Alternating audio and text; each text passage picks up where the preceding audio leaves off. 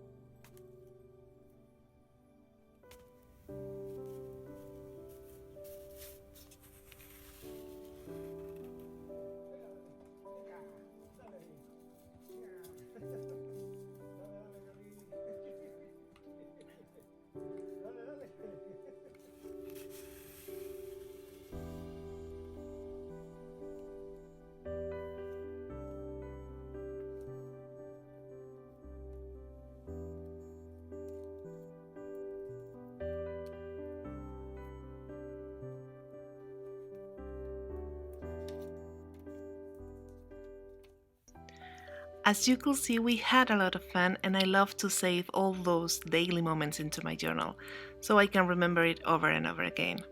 I even asked to my boy to document a trip he did.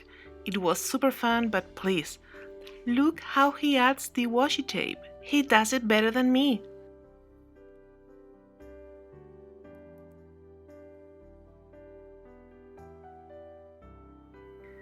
As I told you at the beginning, my fall journal is ready for all the moments we are going to live.